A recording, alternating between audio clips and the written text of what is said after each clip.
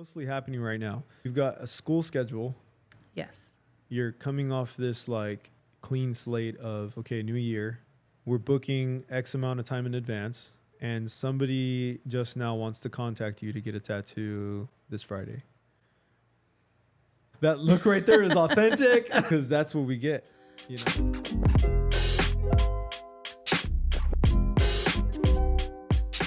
Here we go. The moment we've all been waiting for. I wish I drank. I need a drink. Yeah. No, you're good. You don't need a drink. You're good. Introduce yourself. State your name for the record. My name is Becca Martin. I tattoo. I go to school. I'm a mom. I'm a wife. Probably 10 other things, but I can't think of them. You're a personal consultant. Personal consultant for all of the things. My greatest strength is paperwork. Paperwork. Yeah, I've heard that before. What's motivating you right now? I guess that was one thing I was curious. We haven't, since this year started, how's your New Year's resolution going, by the way? I don't have one. Okay. I never set one because I'm so inconsistent. Why is that? You're just not? Yeah, I'll just let myself down. So I don't bother. I don't like rules and structure.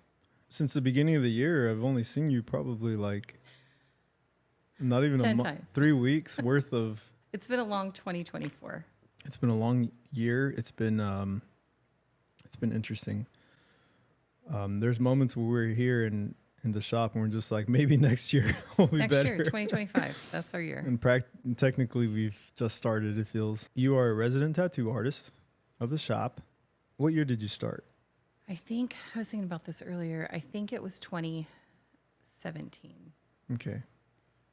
Maybe 2018, but I think it was 2017. When you first walked in here, you walked in here with like a briefcase of Vans and your sketches and artwork. You were really promoting the art on canvas shoes, right? That's how you... Oh, yes. You remember? Wait, did you forget about that? I did. Has it been that wild of a ride? Like, Vans. Was I wearing Vans? No. You brought a bunch of all the Vans. Oh, I brought a lot of photos. I brought a portfolio. But you brought actual shoes. Did I? Yeah. Oh, God.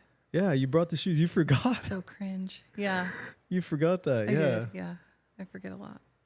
That was your version of, let's just say, like your resume, your job interview.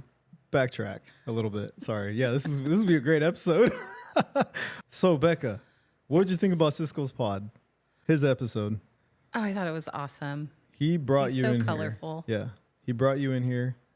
He mentioned a little bit, but I kind of told him, let's reserve some stories so that we can let her have her own stage, because this is shout out to everybody that's been on the podcast so far. Becca and I were supposed to do the first episode. Sorry. I need Stuff somebody happened. to come before Hey, me. life Work happened. out the kinks. Yeah, life happened. It's all good. You're right after Cisco, which was perfect how it worked out, because he came in and just said his story when I met him like 2014 and this. And one day he told me, I have a very talented friend named Becca, and I've been trying to motivate her to get into this. I always kind of told her, you should get into this. And I remember he mentioned, he's like, what do you think? Would you at least, I was like, yeah. He pulled the Cisco card. And you know what I'm saying. It's a strong card. It's a strong card. He pulled that card, and I'm glad he did, though, because he knows that otherwise I wouldn't have accepted any other person to be like, yeah, absolutely, come through. A lot of people have done that in many different ways, like a really A1 to stay one client with you, and they're primas in town. Can you please tattoo them? Yeah. But it's me. Well, how do you feel when that happens to you?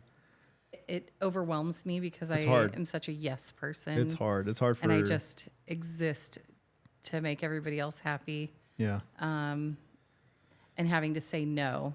Right. It's not easy saying no. I think people forget that. Yeah. Especially about, independent artists, or I hate to say independent contractors, but, people who set their own schedule, their own time. Mm-hmm. I think they forget that we also need personal time. Right. We don't necessarily clock in or clock out, but we have to make time.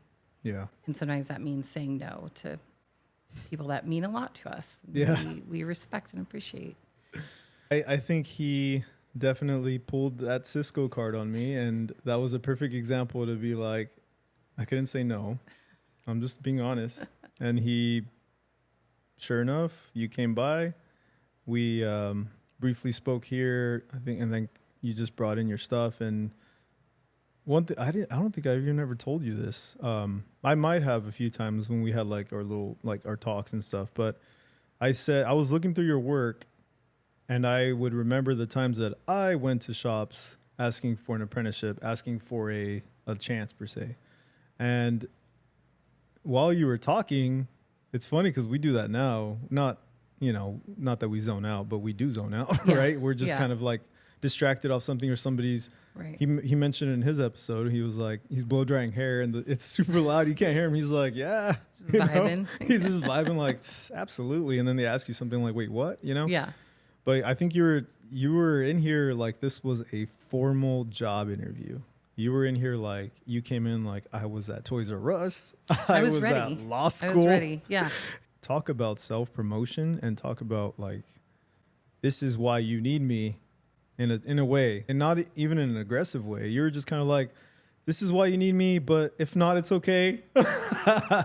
It's cool. You'll probably be okay without me, but I'm just saying, and I'm glad that this is as organic as it gets, because now it forced me to really pull out that memory and just be like, while I'm flipping through the books, it was like, I'm looking at all your artwork, and I can almost remember telling you, do you still have that? What you brought in here, like the binder of like a portfolio. It was like somewhere. I have it. You need to grab that. Stashed somewhere. That's part of your start. Yeah. That's definitely part of your start. In the storage, I have a specific bin where it has all my original artwork. I have stencils. I have, remember the tracing paper, pink pencil drawings and micron tracings and stuff like that. I have references that I'll look at the reference, turn it around, and it's stenciled like it's already been a tattoo. And to some people, that's real cringy because it was once on skin. But to me, I was like, I put it inside the old pages, the plastic pages protectors. I put it in there, and I have it just stored away in this binder also. Even though I kind of already knew what was in there, I still look through it. And it's just one of those things where I can pause and remember, kind of like this. I paused what I was leaving there, what I was looking for at the storage, and I saw all these flashbacks of, I remember when I did this tattoo, and it was just all traditional stuff. You have such it was crazy. A long and full history of tattooing and getting into it. So I imagine the boxes. Yeah, it was a lot of exciting box. I feel like I'm not doing that box right. I should put it somewhere treasured, Do the box. Yeah, but I think it's we need to have a box of memories. That book, you should find it and you should put it somewhere where it's somewhere. Yeah. I don't have I guess I don't have the history that most people have with tattooing. So I feel like I haven't earned the box. You know what I mean? I haven't earned the space to have this box of history, like my introduction into tattooing. It just it happened fast. It was almost overnight. You tattooed before you got here. You were doing some tattoos already. You kind of a little bit, right? No, never. You never at home tried it? Never. Okay. I had never even held a machine. I hadn't even thought about tattooing ever until Cisco brought it up. How did that conversation go? Who knows? That was too long ago? Okay. Some interesting conversations. He's my oldest friend, so I'm not even going to say how many years, how many decades we've known each other, but so we've had a lot of conversations, and why don't you tattoo, Becca? You're a great artist. And my initial reaction was like, oh my God, no, that's blood. I could never do anything involving blood. And the more I sort of sat with that idea, I thought, maybe I could do it. I don't like touching people or blood. Like, there's so many reasons that it would not be a good fit for me. But once I get my mind set on something, that's it. You showed me actual artwork. I was doing artwork on shoes. I had an Etsy shop, and I would mail them out Whatever all happened over to the that world. Etsy shop? Is it up still? That sucker got closed down. I'll have to search it out. I'm about to see how when I started school again, I had to close it down because school was so intense. I did not have time. Upkeep. Yeah, I didn't have like the mental capacity to freely draw. What year was that? Be creative.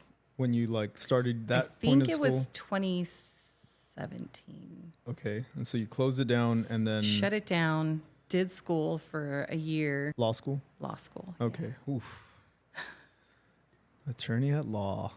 Becca Martin. I'm going to make you a plaque one day. No. I'm going to put it on your station. Yeah, it I have if you've ever met me, anybody that's listening, Clients, y'all know friends, I have family. terrible impulse control issues. So one day I was at Toys R Us. I was a supervisor there, and I just had this feeling. I was standing up at the front, and it was like 10 difficult customer interactions in a row, and I just thought, is this where you want to be when Jesus comes back?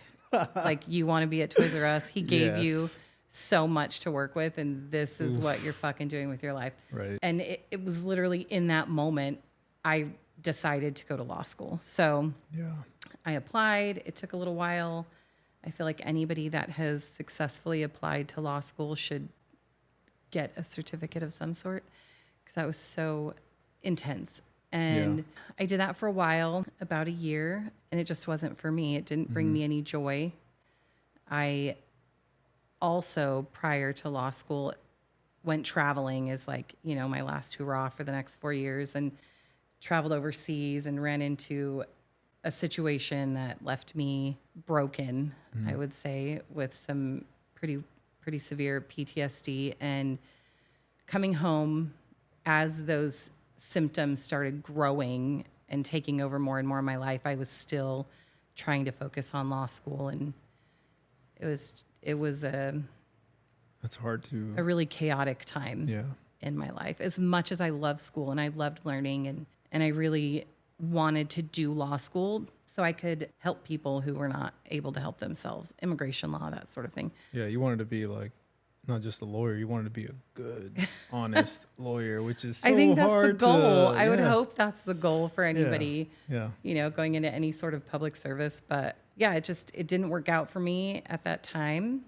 And it was, I don't know, I think Cisco found out that I wasn't in law school anymore, maybe 2 weeks after.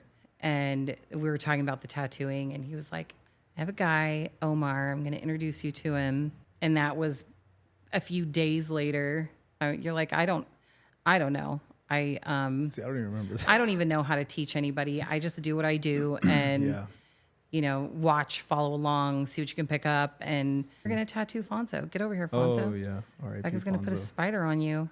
Yeah, R.I.P. it was cool. Fonzo. At that, yes, R.I.P. Industry inks have been around for a while, and recently they expanded their pigment range. Everything from your primary colors, opaque grays, brand new anime skin tone, bright neon fluorescent tones, gray wash set, and black lining ink.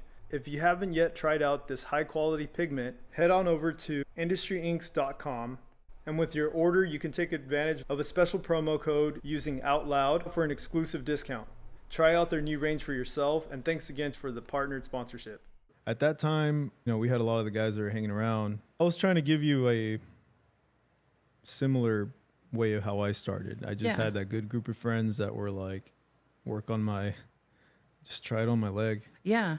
I remember the times when we would hit these breakthrough moments of, this is it, and this was probably 6 months into my real official, bought my kit.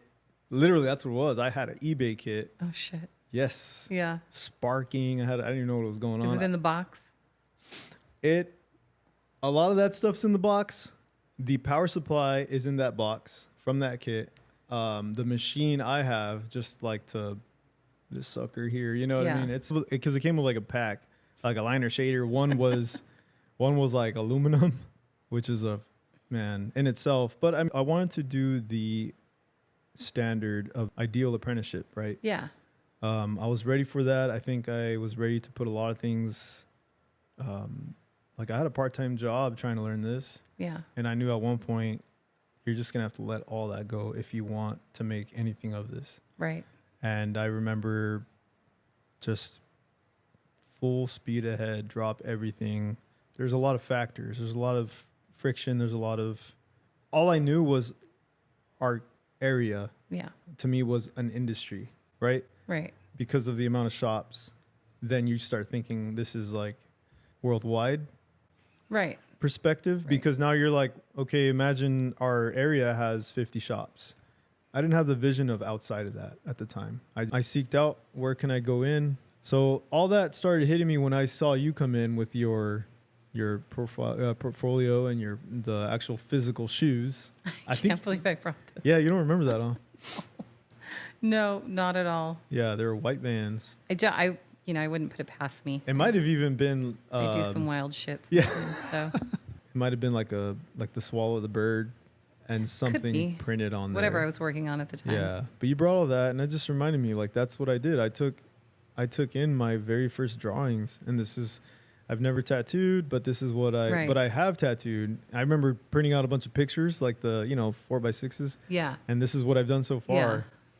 Because again, I reached that breakthrough, and Tim, shout out Tim Sherry. He's the one that was like one of the guys that was like, do it on my leg. Okay. And Lena, they were the ones that were like, there was like a circle, a group around them, but that was kind of the ones that were donating. Lots of people tattoo their own selves to learn. A lot of exactly that too, tattooing yourself, which can be a doozy because then you're like, trying to strike. Did you tattoo yourself? No. You've never tattooed yourself, right? I tried. I have this little Deathly Hallows on my wrist that's like the size of a dime, and it's so faded. Yeah. I remember seeing that. I knew tried. what it was, but I was wondering why it was. It hurt so much. Like my jerk reaction was just to pull away. So I'm not able to tattoo myself. It hurts a lot getting tattooed. And the only time I've ever tried, and I know my own limits. Yeah. So I didn't try again. It sucks tattooing yourself. Yeah, I'm not good at it. I won't sit for myself. I'll sit for somebody else. Yeah. Like my whole leg is up. practically me, and a lot of work on my arm, I tattooed my toes. Oh my God. Yeah. Oh my God, I've never seen your toes. I just realized. You don't want to see them right now. My toes got pedicured. You currently have a petty? Yeah. My daughter. Oh. Last night. Profesh. Yeah. What color? One side's pink. Oh my God. One side's blue. Oh. I'm pretty sure. Perfect. I forgot. Yeah, take your shoes off. I'm not kidding. You take them off. Oh my God, I think that's like teal. Teal. Yeah. Oh, that's amazing. But I tattooed my toes. She's got skill. Yeah. She, not too bad. It's weird this morning waking up. I legit have a petty right now, dude. You're a good dad. Yeah, I'm You're a good dad. I was like, go ahead, hang in there. Yeah. Are you even a good dad if your toes aren't teal? Right. So I tattooed those toes. It sucked. It took me like 20 minutes to start. You're sweating. Yeah, I was like hyping myself up, like, you got this. Yeah. And it hurt really bad. Again, just trying. And I remember tattooing my toes before I went to work at the time. And then put socks on, shoes. Yeah, all that good stuff. Yeah, for sure. And then, go out the door. Perfect. But yeah, so like Tim, he gave me his leg. And I remember one night, my first portrait, I'm going to put a picture of it up. It's horrendous. Yeah, it sucks. That guy deserves a free sesh. A free card for life, dude. Not a sesh. I think that guy needs a free rework. He needs like the hall pass for life. I did a Madonna, and her teeth looks like they got the chiclet teeth. Stop it. I swear. I'm going to find that picture. I'm going to show you. It's a meme for sure. God. And he has that on his thigh. Hell yeah. And that night was insane. I think I was just way over my head. Watching too many DVDs of these like killer artists. Yeah. It's like, hey, send me the email of so-and-so's like, it's like the instructional videos. Yeah. And I think I watched it and I was like, I think I got it figured out. I got this. That night he's like, yo, this is it. He's all, this is it. This is like, you got it. This looks amazing. He was your hype man. He was the hype man of the year. I feel like every tattoo that I have, every tattoo that I've done, they're all stories. They're all stories. And they're epic. That night, I had a coil machine, hard-hitting jackhammer It was like old Mickey Sharps, and I was like, just getting it, boy. I was getting in that. Getting those teeth. Yeah, those. Not even the teeth though. The neck was like. You can't talk about it anymore because I haven't seen it, and I'm the mental picture I'm getting is wild. It's exactly like that. You probably got it down. You probably got that. It probably your picture's probably better even. Very crazy. Yeah. Marilyn Monroe did not deserve that. I'll tell you that much. I'm excited to see this. So that was my first portrait, and so that was my start. So I wanted you to kind of have a similar thing, and I was like, Fonzo, sit down. We were about to get a spider. You when I finished, you just said, yeah, that's not bad. I just wanted to see what you were made of. I'm like, fuck, literally sweating. The worst anxiety. That's what happened. That's why. The worst anxiety. That's why. That's exactly why. Yep. Yeah. That's so funny. we did it, and then, that was it. That's crazy. That was the start of it. So I did the whole self-taught thing for about 9 months. Yeah. I felt like I plateaued. And then I took all that I had to a shop, and they were like, you don't touch anymore. Don't do nothing. Don't, and I didn't. I just keep your hands in your pocket. Yeah. Bring watch that, and learn. lock it. Yeah. Yeah. I already had bad habits. So that's kind of, I get it now. I get it. I understand all that. Yeah. About apprenticeships. Bad habits are hard to unlearn. So they would prefer that somebody come in never having tried to tattoo before. Don't get us. Yeah. Yeah. I don't know what's right and wrong. I have no idea. That was not my apprenticeship. Mm-hmm. Like the horror stories that you hear, if you didn't cry every day and if you weren't starving, then did you even apprentice? Yeah. I never threw anything at you. Was a very unorthodox apprenticeship. But it was such a beautiful introduction into the industry because I saw how it should be, like kindness and honesty, building a connection with your clients. And that's how I operate. If not for that, I wouldn't be doing what I do. I think the times have definitely adjusted to like whatever's going on with the society, whatever's getting thrown at you with influence, with media, everything adjusted to that. So imagine if all you know is bikers, gangs. So right. I hate to ever use the word gatekeeping. I feel like it has such a negative connotation, and it's used a lot in the tattoo industry. And I understand that there's, history is hard to let go of for a lot of people. Like my gran refused to use a debit card. Like, I don't trust plastic with my money. And, fast forward to 20 years and we're doing like cryptocurrency. Yeah. People are times paying change. phone to phone. People change. Yeah. It doesn't mean that she was wrong. It just means that, there are new and different ways of doing things, and she found comfort in the way that she was doing it. And if other artists, older artists, even newer artists that, were taught like the ways from older, more seasoned artists, then they're going to have the same mindset that, if you didn't apprentice in a certain way, then you're not a good artist. You shouldn't be in the industry. And I mean, it's not wrong. It's not how I operate, but I'm not going to fault anybody for their thoughts. I'm sure there's very good arguments for why they feel like, you should apprentice for 24 months without touching a machine. You should, go through all of these steps or jump through all of these hurdles before you can, join the ranks. Yeah. I don't know. I feel like everybody has their own path. Absolutely. I just try to do me and let everybody else do themselves. What's cool is when you started this too, you were then also adding and building your own opinions to things and your own way of operating your business. Because if you go back to the whole independent contractor, that means you're a walking business in a sense. Right. And the gatekeeping also is used in the trades of union workers. All trades. All right? trades. Yeah. Another client of mine, shout out to Lalo.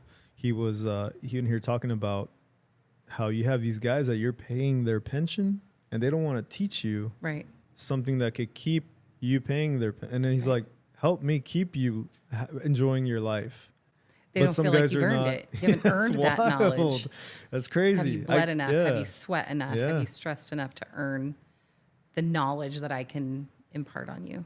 And that goes, and that can also fall parallel with the whole, why does this tattoo that you did in 30 minutes still cost the minimum? Right. You know what I'm saying? Like, you didn't see this side of it. You didn't see this side of the start. You know what I'm saying? Like, were you there for all my losses and all my gains? Right. Like, more losses than gains for some people. Right. To recap on what you said of the whole, to have this built, what you saw, the way I was operating, the way I was working, you have to understand that came from not only the whole professional world, from customer service, but you came in, what year did you say? 2017? I think so, yeah. Okay, since 2014, I started my first convention. So I brought what I learned on the road into this also. Right. I brought everything I learned from other artists that I worked with and owners that I would see the fails or the successes. And they were my mentors in business. Yeah. And they were like telling me not just the money, the clients. That's something that not a lot of people do have an opportunity to learn that. Not just tattooing. It's also like you said, I'm sure there's tons of artists out there working that way, but that also came from doing gang of conventions since 2014 into this. You have to have a mouthpiece at these conventions. And so one day at a convention, you have interacted with hundreds of people. Yeah. In just one day. Yeah. Your skills are bound to get fine-tuned. You know what I'm saying? Not just your skills of talking to a person and getting to understand what they want or what they're into or what they're looking to get, like for their tattoos or the things that they like, their interests, because we've spoken to clients and sometimes they'll tell us free range or how does this work? And I've heard you say like, well, what are you into? What do you want it to look? What kind of vibe? What kind of... Yeah, sure. What kind of flow do you want this tattoo to be? I know you're giving me full range, but, narrow it down. Let's help me help you. Yeah. We're talking at a lot of times, we're creating from scratch these pieces that are it's dressed for the client. It's tailored for them. Yeah. So how else are you going to get it? You have to really not break them down, but in a sense, then you become a therapist. Like, yeah, pick them apart, see what That's crazy, right? You have to... Yeah. I learned that without even knowing what I was doing. I was literally trying to dissect these people that want a tattoo. Yeah. And then I'm like, what are you into? What do you do? Okay, well, let's throw this in the background. This highlights. Right. I started using that and I'm doing 2-3 a month.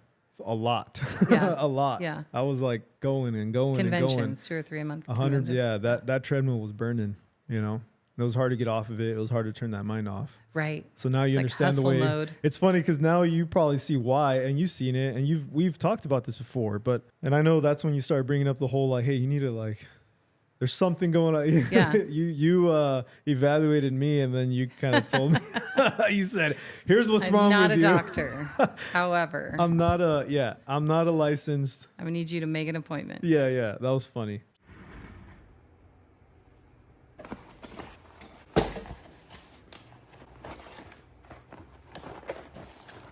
What's up, Tattooing Out Loud listeners and viewers? A quick shout out to Helios Tattoo Supplies, one of the newest sponsors for the podcast. I'm proud to be a sponsored pro team member using their needles on the daily. Next time you're thinking about stocking up on supplies, head over to the website heliostattoos.com. Thanks again to Helios for sponsoring myself as an artist and sponsoring the pod. Now back to the show.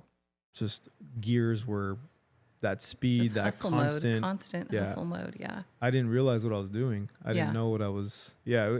That's a lot of it too. I wanted to show you this is how we do it. I want to show you how to talk. And, they would say at a convention, people that are going there, most of them, I should say, not all, some that are curious, genuinely curious, they'll go and they might not get a tattoo. They can just as well go spectate and just see the craziness of this tattoo world that they only hear about or see on TV. Right. And that's what brings them in there. That might be a reason why they're there to curiosity. Yeah. And they can just as well. But a lot of people are there to get something. It's your job to get it out of them. Isn't that crazy? Yeah. That's not a game that I would tell them play. What it is that they want. Yeah.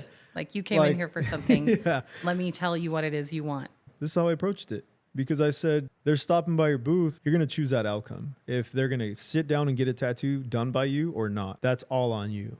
I was telling my buddy Izzy, shout out to Izzy Esco, he's going to be on this also, but the competition aspect of it, right? Imagine if you are competing against everybody there. Because if you had that mindset or if that was just that was just like a standard, right? Right. If you choose to compete, you go to the stage, you sign up, or your client will sign up. Right. Imagine if conventions were one big competition. That'd be insane. A lot of people wouldn't do them. But when we've done them, we've never had that kind of mindset that everybody in this room is my competition. Have you ever? No, never. Exactly. We said the same thing. We're like, dude, that's crazy. I've never thought of it that way. I'm like, yeah. I always feel like lowest on the totem pole when I walk in. So I'm like, I'm so thankful to be here. Yeah. Yeah. I don't ever expect anything out of a convention other than picking up some cool t-shirts. Like that's my goal when I go to a convention. I'm there for the shirts. Yeah, I'm here for the shirts. And you know, if I meet some super rad new clients along the way, it's all just a win to me. Right. So imagine the mindset of the people anywhere. It could be not just in a convention, but in a town, in a city, in a rural area, whatever. Their mindset saying that shop down the street is my competition.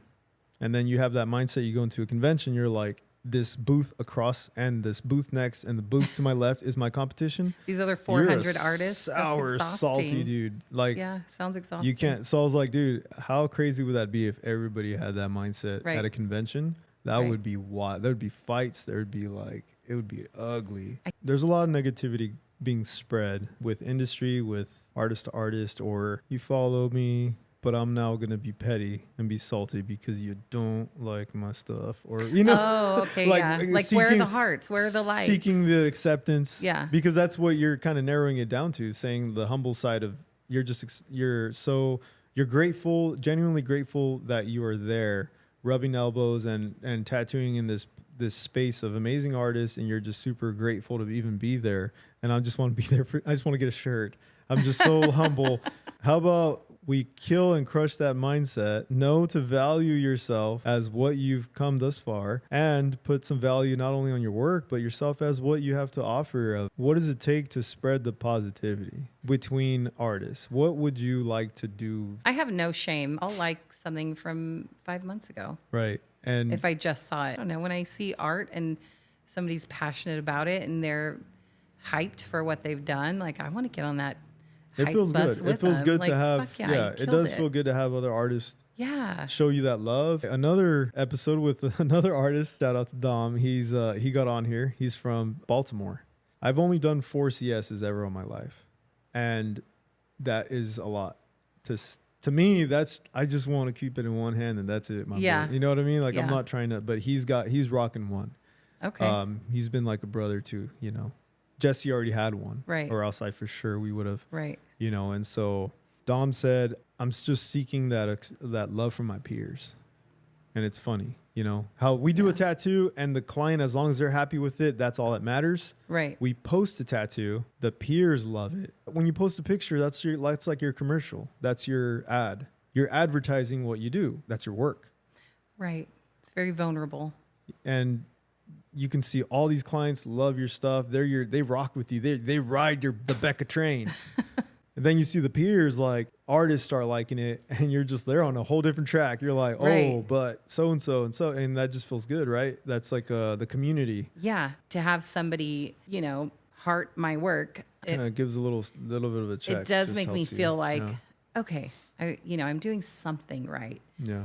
And then, you know, when there's more artists, when you're like, fuck yeah, Beck, you killed it. I'm like, stop it. It makes me happy because I'm so hard on myself. I am absolutely my own worst critic. So I think we all are. Having that you know, it's awful to say, and it shouldn't be this way for me anyway. Having outside validation sometimes is what keeps me going another day, because I can be so cruel to myself.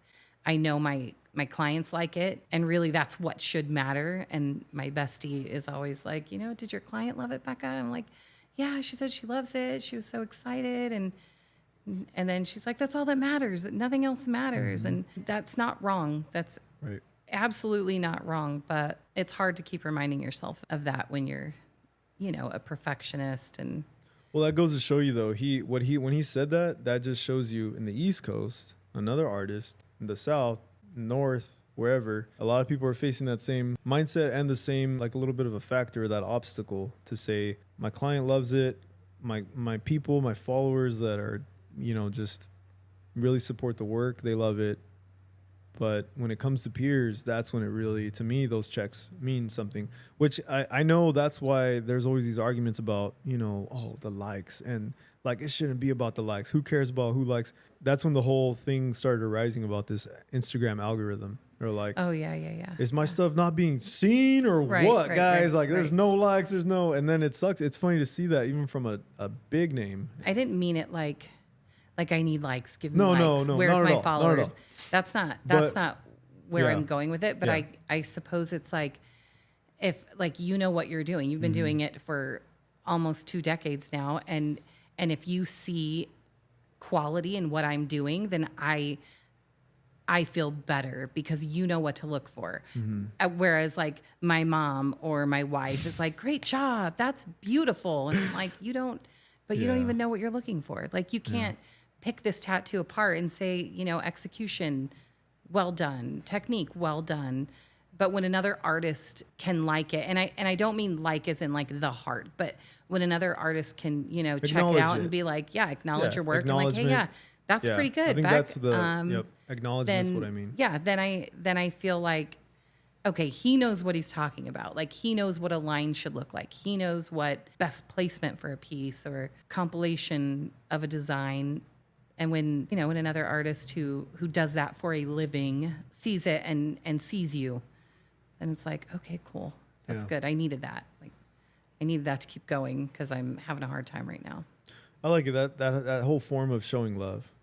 Just showing love. For sure. That's showing positivity. That's why I brought that up, is because I'm wondering, like, it doesn't take much to support another artist. That's support. Right. That's support. If we're talking about social media, kind of what you just said, we're not doing it for the likes. Let me give you this example. When I did the episode before Cisco's, for him to call me and just say, I got to thank you. I can't thank you enough for what you did, for like just allowing me to tell my story. I said, this is all I did it for, this right here. This was that gratification thing, to hear a client, impactful, life-changing things. Yeah. And you're just kind of like, that was so valid.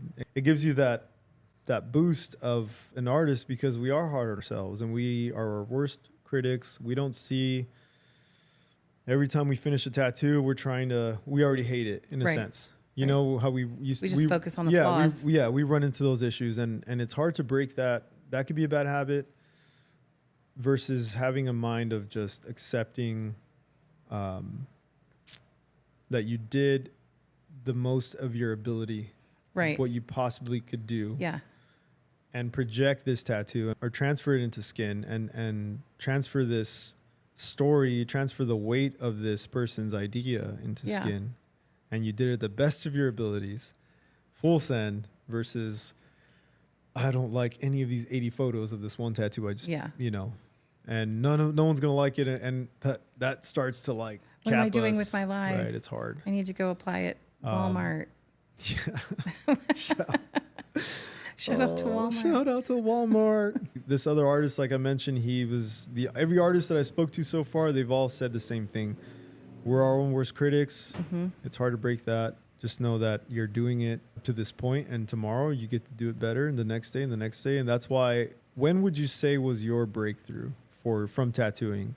When you felt like, okay, I'm getting the hang of it? Your memory, it's so funny. I'm like digging all these memories out of you, because now I know exactly what's been going on, and you've like, all these like memories are in chests. Like that box. I packed that shit away. Yeah, you pack it away, put it in the closet, lock the door. And I'm like, hey, go look for that receipt. Right. I have the worst memory. That's funny. You started with a coil tattoo machine. Right. And now you're using a pen, the tattoo pens. Right. So you must have had a moment when you kind of were able to step back and be like, this looks, okay, I'm in love with this tattoo.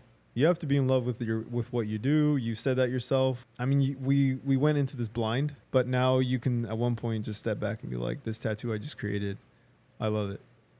This is one of my favorite pieces. Yeah, usually they're all my favorite in their own way. I want to keep learning, and there's so much I don't know. I feel like to a random person on the street, 6-7 years of tattooing, that's a long time to them. But I'm like the baby in this industry. I have not worked alongside anyone who's tattooed less than me. I think everybody has tattooed twice as long as me, minimum. So I am actually the baby in the circle of artists that I know. So there's so much more for me to learn. Yeah, but that circle, we're all trying to pump each other up, still seeking advice in whatever way. Like you telling me to try this machine. Yeah. That it's my daily. I'm a bit of a pusher. It's a daily. You know what I mean? Like try this. You then there. Yeah. You helped me. Yeah. You know what I'm saying? In jiu-jitsu, let me in martial arts. Right. It doesn't. Let me study that for a few weeks. And the color of your belt. I've seen a white belt submit a black belt. So then therefore, do you question the black belt or do you just really like this guy's got potential? Right. When I said, okay, Beck, you're ready. I can't tell you that right now. I don't remember. But I remember the days that you started consistently start tattooing. Yeah. I think that's when I saw your breakthrough into this of like getting the hang of it is I guess what I mean. Like you got it into motion, you got it into really good rhythm into tattooing. So when I first felt like you started to get your people in here now, I was like, well, take off with it, right? And that's exactly what you did. You took off with it. I pushed you to compete. It might have been a mistake because I added to the whole. You're like, I've competed. You raised your own standard, your own bar. Yeah. Thus, also your anxiety was like going up with everything. That kind of also like. Right. But we need that. You know, you needed the push to, like, I needed my push to get on to put my art on a stage and being like, see what happens. God, the stress of that. Yeah. It's too much. Yeah. It's a great rush when you win, but. Yeah. When you win, that's acknowledgement. I'm sure you felt. Yeah. You know, sometimes the convention I did last year in Tennessee, just having my art on stage with these other incredible artists, like heavy hitters, was so humbling. Right. I'm just like, I'm happy to be here. Thank you for letting my art go on stage to be judged. Yeah. With these other artists, and then to walk away with awards was, I still don't believe it. Like if I didn't have them, I wouldn't believe that it happened. It's stressful, terrifying, so humbling. Yeah. But also feels really good. Like all of the literal blood, sweat, and tears that I've poured into this craft is recognized. Yeah. When you sent me that picture and you said, guess what? You sent me that trophy. You would have thought that would have been the moment where I'm like, okay, it looks like you got the hang of it. Yeah. No, I was Get like, another one. I was like, cool. Well deserved. Go do it again. Do it again. Yeah. Yeah. Not downplaying the time Right. at all. I wanted you to, I was like, hey, I want you to ride that high, you know? But I definitely did want you to just keep pushing it because you came back into the shop learning, like you said, more than not just a shirt from a convention. You came back with an award. You came back with knowledge because you picked up from others. You picked up with a whole new like standard and to your own work. Yeah. I didn't even want you to tattoo like me at all. I just said, I knew you were going to have your own style from the way you drew, the figures. So let's talk about the schooling. Did you take an art class too? No. Okay. How did you learn figure drawing? Drawing. Okay. What was your first? Just doing it. Trailing back to the time that got you into art, what was that like? What did you do? Did you just decide to draw? Yeah. Yeah, I don't know that there was ever like, I don't know. A lot of people have these beautiful stories of, this one time I was exposed to this museum and it really sparked my passion for drawing. And I don't have that story. I think growing up in different spaces, I was told like, oh, you've got a good eye, or, this is exceptional art. I did get in trouble for some art I did. I think Cisco touched on that briefly. Yeah, he said you had explicit artwork. I don't know what, I mean, is a penis explicit? That was the assignment.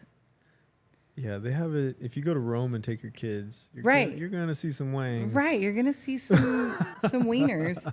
It just, I guess, it And was boobies. the detail. I've always been hyper focused on detail, and so the details threw the teachers a little bit, and they weren't quite sure what to make of that. And it was an assignment on STDs, I guess. Let me specify, because that sounds really weird. Like your teacher made you draw giant dongs.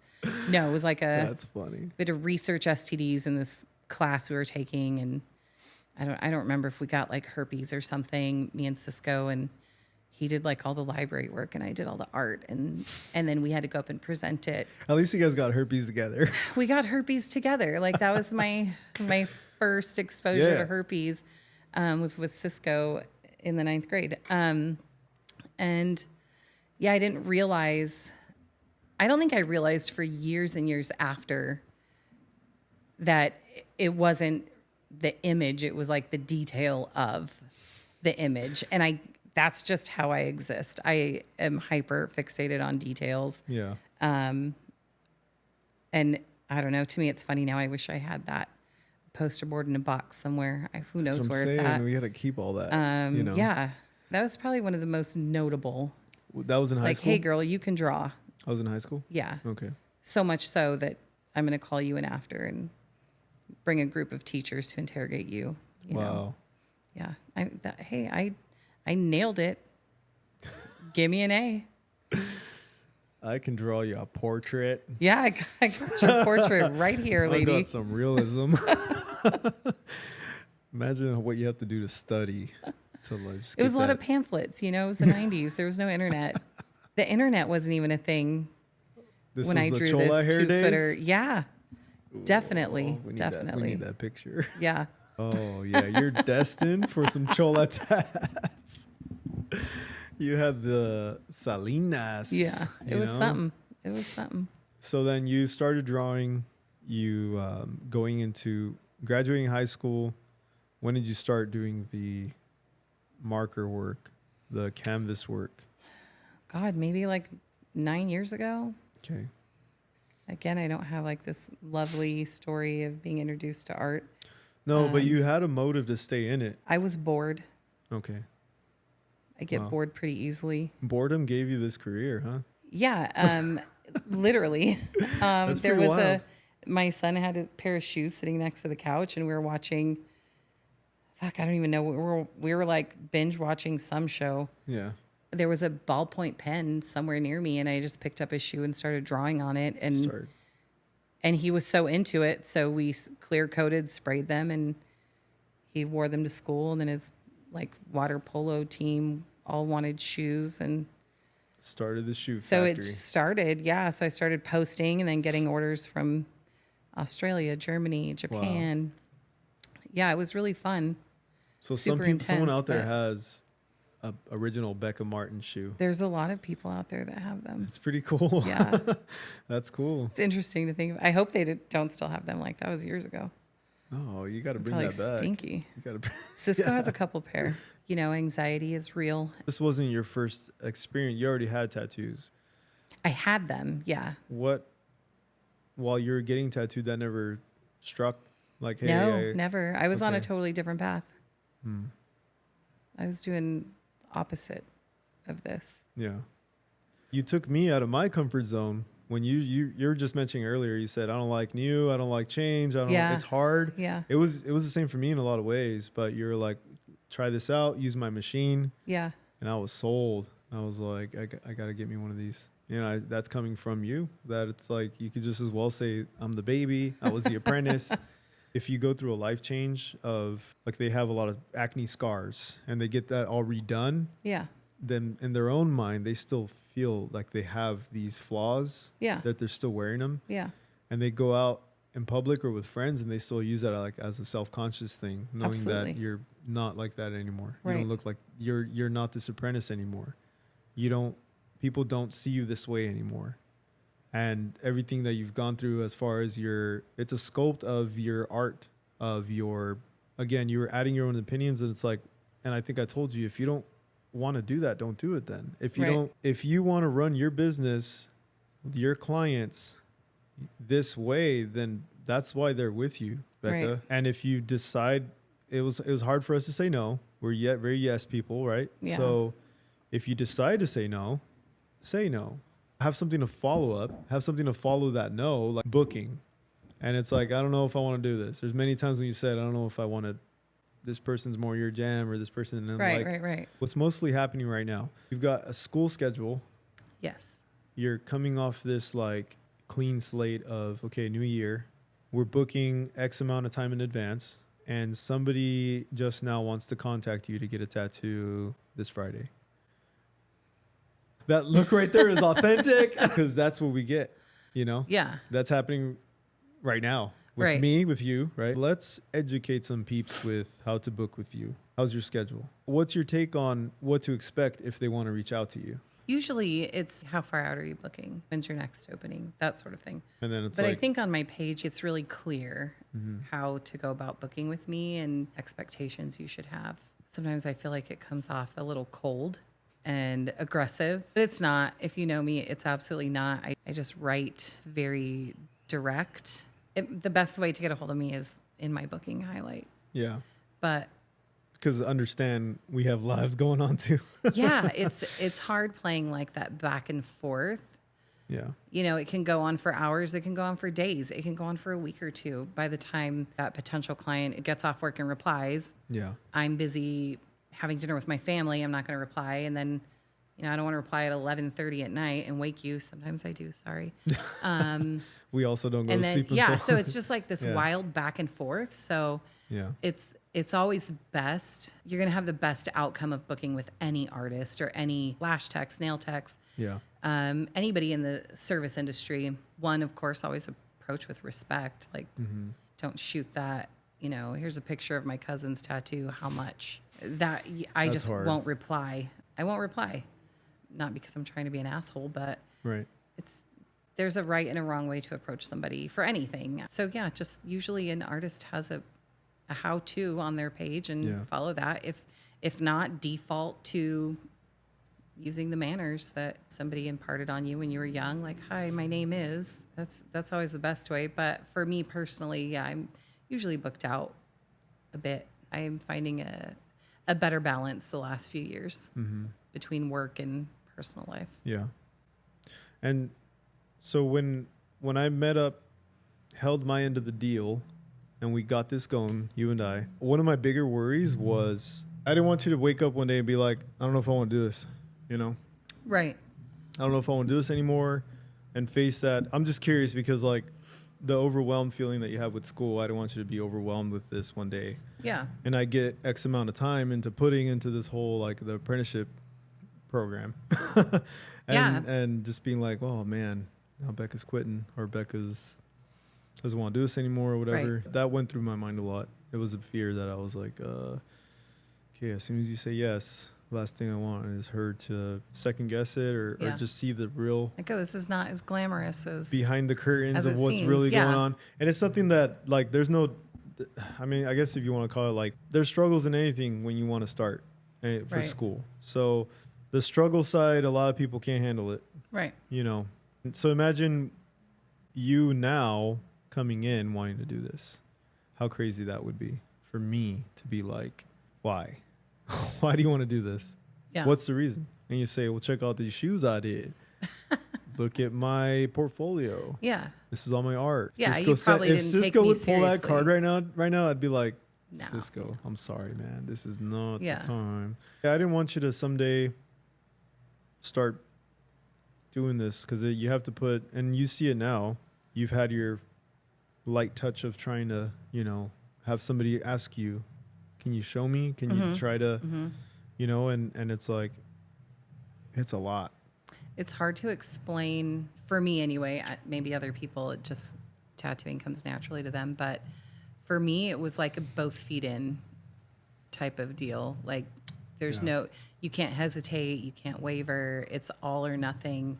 If you're going to completely switch gears, learn a new craft, do well enough at it to support yourself, it takes so much dedication and so much hard work, which I'm not afraid of either of those things. Right. again, like hyper focused. The hyper focus. Yeah. So it worked in my favor. There are days where I'm like, this is so stressful. Can I just like go find another job? Like, can I raise chickens or something? Can I learn, how to do floral arranging? I'm sure that is stressful as fuck too. But like, is there something else I can do that is not permanently marking somebody's body for life? Right. Because the stress with that shit is real. The anxiety from it is really heavy, but I'm not typically one to give up. Yeah. And I love it. I find so much meaning. Like it truly, and maybe it sounds cheesy. Again, I usually feel like the outlier in this industry because of my approach to tattooing and the connection I build with my clients. But it really is like very fulfilling when somebody, is like, yeah, we heard it earlier. oh my God, I have such a tribe. Yeah, you and do. I love, I don't know how awesome. it happens, but like I'm for them and they're totally for me. Yeah. And I dig it so much. I'm so grateful. It's really exciting. That's what I meant about the whole, they're on that Becca, they're on the one way only pass with Becca. And I love them. So who would have thought, right? I still don't think. I still am like every day I feel like I'm never going to book another client. You know, like I'm going to go hungry. I can't pay my bills. I need a quote unquote like real job. What calms it down? What do you do to put yourself in check? If we have a scale and if we outweigh the good and the bad, that's a tough one for a lot because, I've lost almost as much as I gained in this doing this. If not, one or the other is always going to have that tip, right? I think I just find a sense of peace in that my family is super supportive. So I know I'm not going to fail. And I know sometimes I forget who I am. I forget what I'm capable of. But then I just have to remind myself. Some of us are born in hustle mode and I will always find something. Yeah. I'll never be without. Like I will always find a way to make it happen. I don't know if that's born hustler or no, trauma. So that's again, it's probably like a mix of everything. Where that comes from, but I'll take it. And sometimes I have to lean on it and remind I would love myself. to see you. I would love to see the Becca working at Toys R Us. Oh. And just pull up on you and just be like, she was in see you work in action mode. Though. That's what I mean though. I think a lot of that translated and a lot of that followed you through the. I wasn't. It was not fulfilling work at all. It was like going through the motions. Clock in, get it done. You're so like spread thin because metrics. We got to save money. We got to save labor, and you find yourself doing the job of 3 people, and it is what it is in retail life. I didn't find any sort of satisfaction. Maybe if I was like reworking an aisle and I'm like, fuck, that looks so sharp. You know what I mean? Like the aesthetic of it, because I like shit in order. Yeah. That's satisfying. But it would take me forever to do it. And I know I feel like I was a very difficult employee. Sorry, Sissy. Sorry, Teresa. But I'm recognizing the last 7 years in tattooing that there is a spot for me. Mm-hmm. It's not retail. It's not being in charge of X amount of people because I have very high and specific expectations. Yeah. Not only for myself, but for people that I'm delegating work to. I did well. Like I feel like I did well, always kept the metrics where they needed to be. Like we were consistently number 1 in the district, not because of me. It was absolutely a group effort. I was not my best self. That identity issue, huh? Real. It's real. I don't know why I went off on that tangent, but no, that's legit. Rant. Yeah, I remember. Let it off your chest. A manager that we had, she told me one time, when you show up in a good mood, Becca, you bring the entire building up with you. Like the energy is electric, but I've seen it. When you're in a bad fucking mood, Becca, I've seen it. Like you will crush the entire building. Yeah, and you like, will. Fuck. Yeah. I'm so sorry. Yeah. There's this thing called bipolar disorder, and I can't help it. Bipolar. Shout out to the therapy. And medication. Bipolar awareness. Yeah. Bipolar awareness month. We need to make it a thing if it's not already. This is also, so this episode is going to air right after Cisco, but I had a one-on-one with a therapist client. It wasn't a personal therapy session. We were just talking. But she was like, yeah, this is Mental Health Awareness Month. And I said, that should be every month. It should be every fucking month. Shout out to Mackenzie. Your episode will be out soon. Don't you worry. Thank you for what you do, Mackenzie. Absolutely. She's doing a lot for kids, foster kids. Yeah. That's crazy. So a lot of things that you felt like this whole, what have I accomplished? This routine sucks. I've seen the times when you're in here and bent out of shape, and when when you're like bent out of shape. That's a good way of putting it. And we see our own clients and where you gotta like get it together. Yeah, they usually ground me. They bring me back down. Yeah. Usually the exchange is one-sided, and they get to share all of, their troubles with me while I'm tattooing them. And sometimes I fucking trauma dump on them. Yeah. It's a lovely exchange sometimes. Yeah. It happens. Yeah, because then we end up just having a conversation with them. Yeah. And if we were able to talk to them in a sense where I've been through that. Yeah. Let me help you. Let me tell you how I got through it. Right. Or something, right? Yeah. Or some, I'll have some clients that maybe they have self-harm scars, or, they're on a new medication and strangely enough, it makes like their muscles twitch, and they're like, I'm so sorry I'm so sorry my skin looks like this right here. I'm so sorry, whatever. And it breaks my heart that people have to apologize for how they show up in any capacity. But It's a really good way to remind them that I am a safe space. Mm-hmm.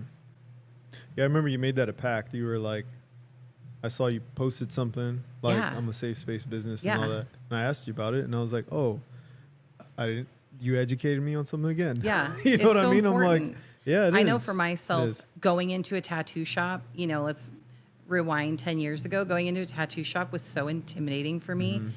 Mm-hmm. Can you put a tattoo here? Like, oh, I have a freckle or a birthmark there. Oh, I've got some scars there. Oh, my upper arm is chubby. I was it made me really hard on myself and like pick myself apart to try to apologize to an artist. And I never once, and it's like no shade to anybody who's ever tattooed me, but never once did I have somebody make me feel like, girl, you're amazing. Like, just get over here. Let's tattoo you. Yeah, I get what you mean. Let me give you this art. I don't care about how you show up, but let's make some art together. And today, just 'cause you said that right now, and that reminded me about your client today. She came in, and we're in an area where we're talking, and we can kind of hear. Sometimes we're talking. We're 10 feet apart. And that's why I brought that wall down. And I'm loud. Yeah, I'm loud. She came in here with a very different step, but as she was talking to us, I could tell her mood was shifting, and she was a little happy. She was, and I was like, "That's cool." Your client, she was, oh my, this has been going on, and she's laying it down on you. Like, we're just tattooing, right? Yeah. And all of a sudden, we're all laughing. We're all having a good time. We're all like, and she left here super happy. Yeah. Which, I love her. that's pretty cool to do that for people. They come in here with this burden or something's going on in their life, and they finally get this tattoo, or they get in the session, and they're like, they leave different with not just wearing something different, but they also like a better, just on better mindset. Yeah. Like, they needed this for sure. They needed this session with you today. That was pretty cool. I have a lot of clients that, I'm having a hard day, or I'm having a hard month, or, this happened in my life and I need an appointment. Like, let's do it. That's cool. Yeah. It feels really good. I was gonna say, how does that feel though? Because you could have just as well not have been doing any of this. You would have been. Where do you think you would have? Where do you think you would have been if you weren't doing this? Good Lord, it's anybody's guess. There's absolutely no telling. I guess when I'm left unsupervised. Knowing you, I think that's a hard one to answer, actually. Yeah, I could be like a chimney sweep. Who fucking knows? Yes. You know what I mean? Like, I'm gonna find you at an antique shop. Yeah, I could be selling antiques. At a thrift store. I could be teaching sailboat lessons. Is that a thing? I don't know. It is now. Don't get me on it. I'll start Googling. Oh, sailboat lessons. Let's see here. Let's find you some sailboat lessons. I'm sure it is. If not, we'll make it. Okay. I'll start a sailboat lesson business. I'm terrified of the ocean, but so there's surfing lessons, but there's definitely. You don't drive a sailboat, right? So it wouldn't be like sailboat driving lessons. One of the top asked questions: can I teach myself to sail? Yeah, fuck yeah. Let's watch a YouTube video. Probably the easiest way to teach yourself to sail is to take a course. Becca, instructor. she's here to teach Right you here. guys how to sail. At Becca Martin _ tattoos slash sailboat instructor. Yes. Yeah, I just think sometimes like with all the things that your clients tell you, how you've just like I love it. It's amazing. It's pretty cool, right? I really truly love it. Like sometimes it's heavy, you know, when there's a tragedy or a death, or you know, my client's having a rough go of it, and it can be heavy, and I do forget sometimes. Like, yeah, we're literally making physical contact for 4 hours while you're, you know, unloading the worst of the worst onto me, and I don't really see it. I don't see it and I don't feel it until like I get home. And I know when I was listening to Cisco's episode, and he said like, I need quiet time, and that is so real. I think a lot of people need their quiet time. Yeah. But when your wheels are still turning hours later, because it was so much to process, and in the moment you're so focused on the art and the tattoo, you absolutely hear your client, but like the weight of what they're telling you sometimes doesn't hit you until you're driving home. Yeah. It's like, fuck, that poor person. I don't know where I was going with that. So anyway, I love them. I asked this my therapist client. Yeah. I asked her what she does to decompress. And she's like, I love my dogs. Yeah. I love my cactus. Okay. And also learning to leave it here. You know, that's another hard thing. Yeah, I've never learned that. I've never been able to leave anything anywhere. It's hard. So that's why we kind of had to find that. Yeah. You know, that outlet. It's not terrible. No. Eventually, you know, if you get a few tragedies, so to speak, back to back, or several in a week throughout your appointments, it can be a heavy week. I usually just try to focus on, you know, we made some beautiful art, and hopefully they left feeling a little bit better, or I'm sparked to, you know, do a fucking fundraiser or donate money somewhere. And yeah, that's another thing too. You've done a lot of fundraisers for causes and for, I don't even want to say movements, because to some it's lifestyles / people that are in a need or a voice to be heard. Yeah. Like you've done a lot of cool stuff for that also. And sometimes, again, I can just as well say you trip me the hell out, because I'm like, who would have thought that Becca is all of a sudden like, look at her go. Yeah. That's the best way I could put it, is look at her go. I like that. When you got nodded from your first to your next, all these the awards that you're getting, the recognition, this acknowledgement, right? Yeah, I was just kind of like, you did it though. Yeah. You know what I'm saying? Like, again, you kind of took your own course. I remember the moments teaching you how to paint, teaching you how to, that's one things where I could be like, I can teach you as much as I know up to this point, and from there on, like, just go, you know. Put your spin on it. Yeah. Yeah. So, and you've done that amazingly. And now, with that said, you have also the self-branding, because whether you realize that, or I don't know if you have, or if that was your intention, but you've branded in a way your own everything you do. From your style, a person can recognize the tattoo and say that's Becca's tattoo. Self-branding. Yeah, I don't see it, but. And you have the flash, your style. You have your artwork, your shirt, your merch, like your own stuff. That's pretty awesome. You definitely have your audience. You have which is your clients. It's hard to say what's the top. You know, it's hard to say when we get there, what is it going to look like? What does it look like to us? Because everything I did yesterday, everything I did today, this tattoo I'm working on, your audience comes to you. Your ads, the way you promote. Quick pause on our chat to give a big thanks and shout out to today's sponsor, No Numbing Cream Tattoo Club. There's a lot of controversy that surrounds the usage of numbing cream during a tattoo session, and I totally understand. Every artist has their concerns. With No Numbing Cream Tattoo Club, they've crafted a unique formula that is effective, doesn't alter the skin's texture, and is completely safe. I've used it already on multiple clients, especially when we're doing those marathon sessions, and it really helps them sit comfortably. You could use it not just on tattooing, but there's body piercings, laser tattoo removal, laser hair removal, waxing, and permanent cosmetics. They provide an easy step-by-step instruction on how to apply. So if you're planning your next piece and know you'll be in the chair for a while, consider using No Numbing Cream Tattoo Club to make the experience easier for both you and your artist. Thanks again to No Numbing Cream Tattoo Club for sponsoring the podcast. Those of you listening or watching the video version of the podcast, I appreciate all the support that we've been getting from clients to listeners. You guys have been awesome. If this is your first time tuning in, don't forget to subscribe or follow the channel on any of the platforms where you catch your podcast so you don't miss out on any new episodes. All right, now let's get on with the show. Thank you again. When Becca is not on the internet, When she's MIA. when she has For not weeks at a posted, time. do not ever think that she's not busy. Yeah, no, I'm definitely doing stuff. You're literally I struggle with social media. It does not come naturally to me. Yeah. I hate putting my work out there. It really is the epitome of vulnerability. I don't take criticism very well, like, when it's delivered maliciously. Yeah, just be kind. Yeah. If you don't like something I do or say, just move along. It's back highlighting. I'll do the same. I don't troll people. That's kind of highlighting on the whole spreading the positivity, artist to artist. Yeah. Everybody has a different approach to everything. That's life, everything. Perfect example. Yeah, you do you. You'll find your community. I'll do me and hang out in mine.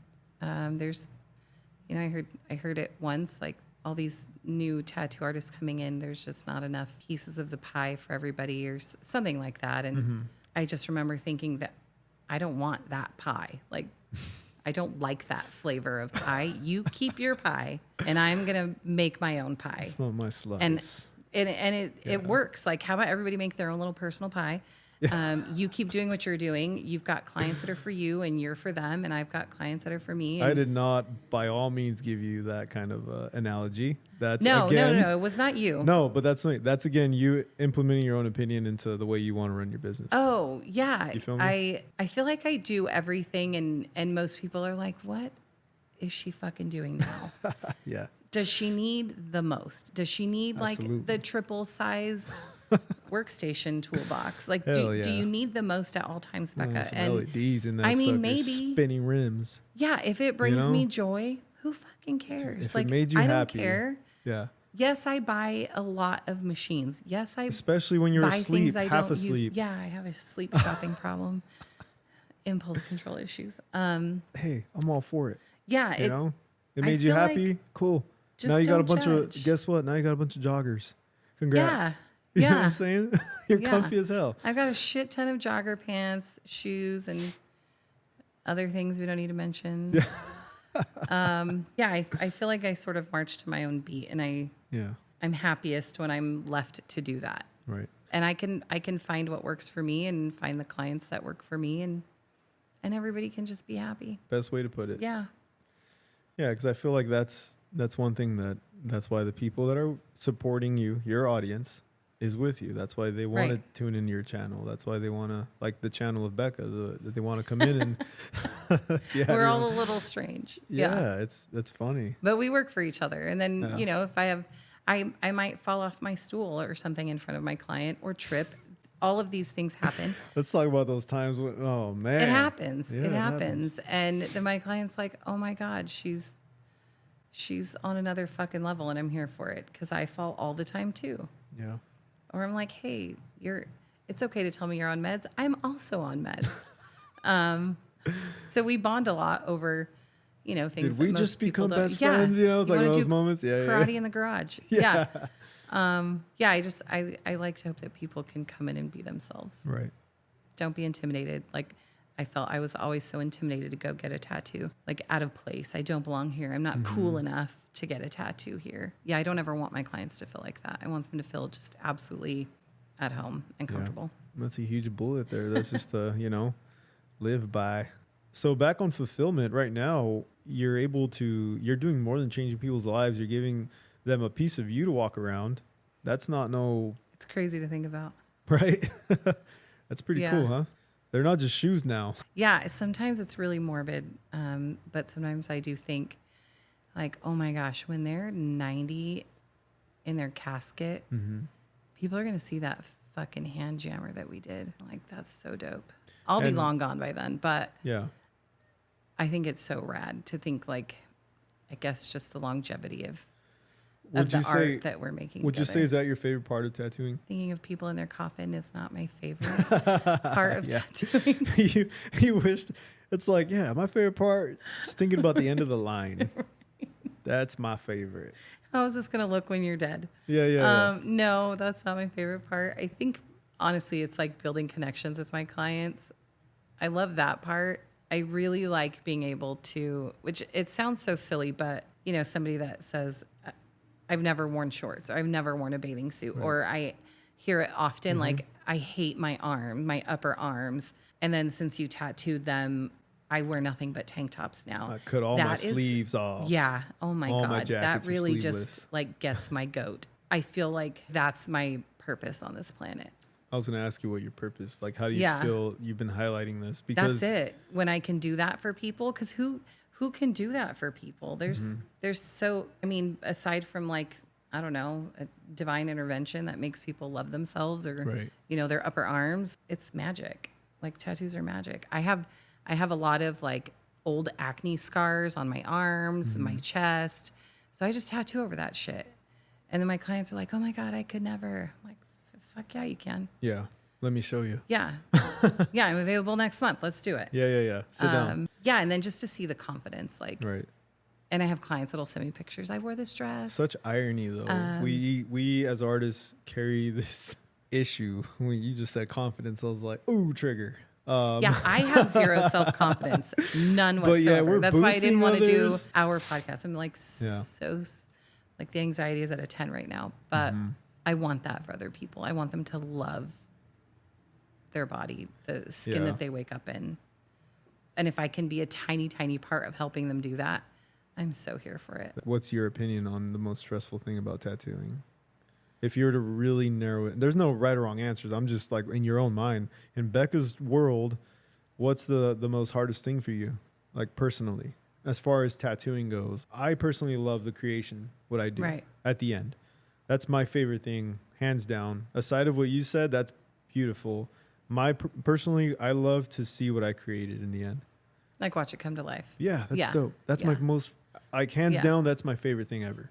Doing that is the most stressful thing. Getting that tailored to the person.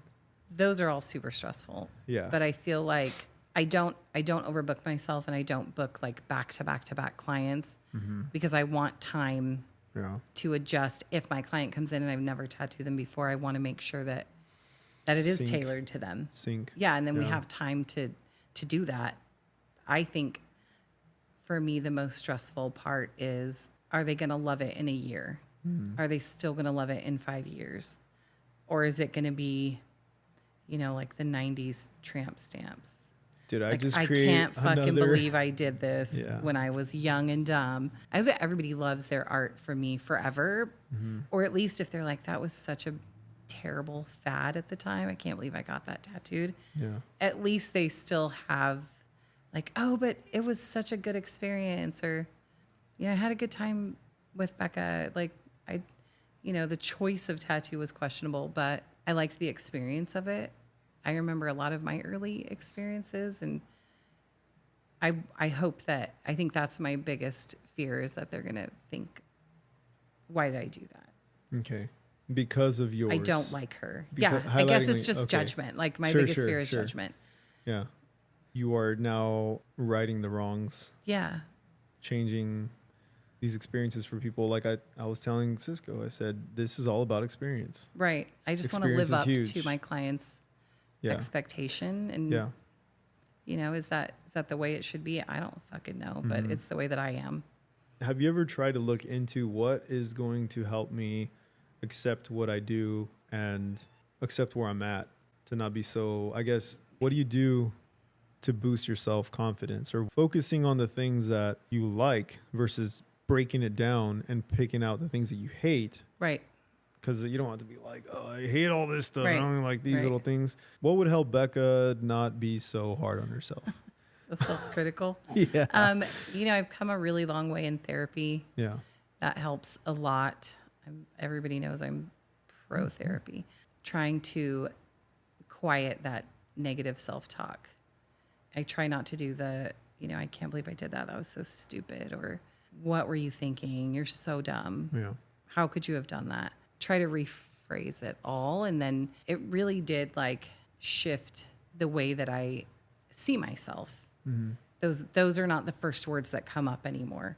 That kind of spilled out into my work as well. Just an appreciation for the art itself. It's, we're not machines, we're not mechanics.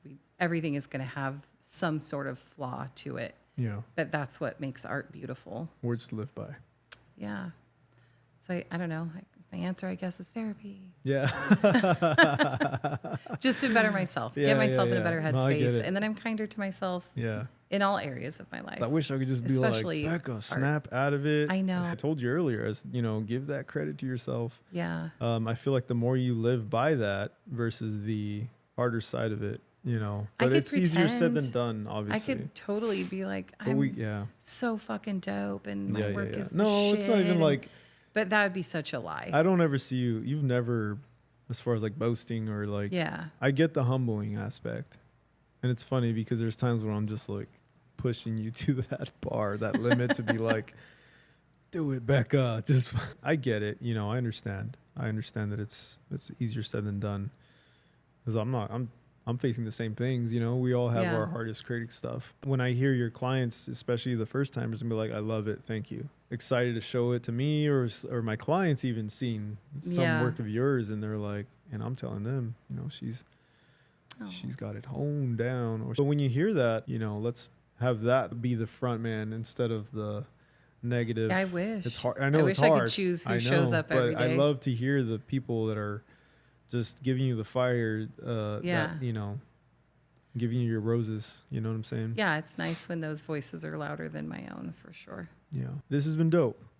Nobody wants to hear my. You have a lot of cool things to shit. say. know. You're literally neck to neck with a lot of people that are going through the same stuff. There's someone out there working at their Toys R Us. You know what I mean? Yeah. And they're like, I don't feel okay. There's somebody out there that's working a job that they don't feel fulfilled. Yeah. And so that was you to be where Yeah. you've been to Amsterdam or you've been to conventions, spending them Prague dollars. Yeah, that's another. Not the Prague dollars. The Prague That's a whole dollars. other Yeah. episode. Yeah. So I think, have you not have felt that? Had you not have taken that decision to accept somebody who's always had that person to push them into this direction with, whether it's their parent, their family, their friend, because they're also seeing you from a different lens. They're seeing you in a different, that third person view of outside your box, outside your life. Like myself, I see whenever we're here working next to each other 10 feet away, I can tell you, I don't understand why you have this issue of the self-doubt. Bury it with the positive. Bury it with the client's reactions that they leave Right. here. They love their tattoo. You should love that. You know what I'm saying? I love that they love it. Yeah. We talked about, I was like, hey, Becca, just stay on your own lane. Don't worry about this. Don't worry about Yeah. that. You know, a lot of people don't know your story. A lot of people don't know how all this happened. When we started, a lot of things had to have happened exactly how they did just for us to be this way, Yeah. for us to end up this way, for you to have changed.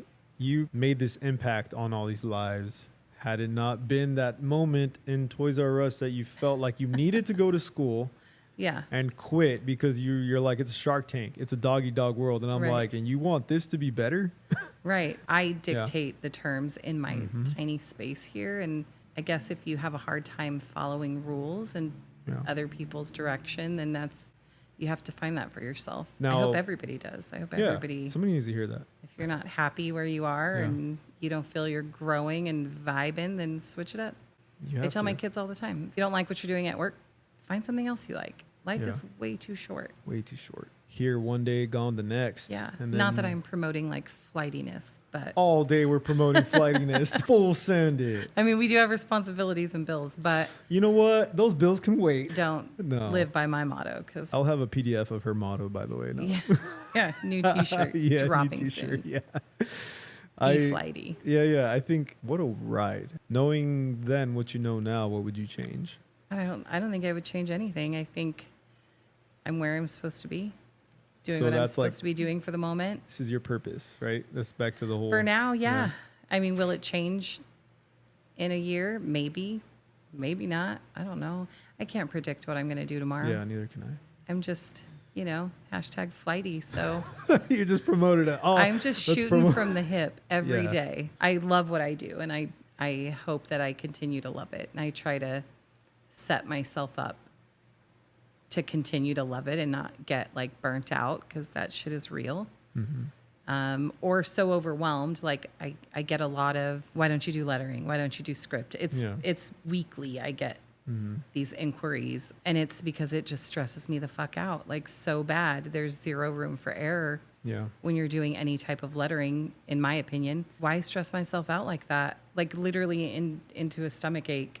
Right. For something that, you know, somebody sitting next to me can do effortlessly with their eyes closed, like you. Like Not me. you lose zero sleep over a whole lettering back tattoo. That's funny. I would die if I booked that appointment. So I have no problem referring people out. Did you make a post saying I do not do lettering? Yeah, I made several. Oh, I remember that. And I know, that's why I said, I know it Yeah, sometimes sounds like a dick when I make these posts, but it's, you know, if you know me at all, if you've spent even 10 minutes with me, you know, You'll get it. It's You'll not, get why. it's not Yeah. from that. I'm not trying to be like, I'm too cool for, why would you come to somebody who's like, I don't really know if that's for me, when, you know, there's 20 other artists down the block that do amazing work. Yeah. Or portraits or whatever the case may be. I refer a lot of people out. I can't force myself to fit any expectation like that. So I don't even try anymore.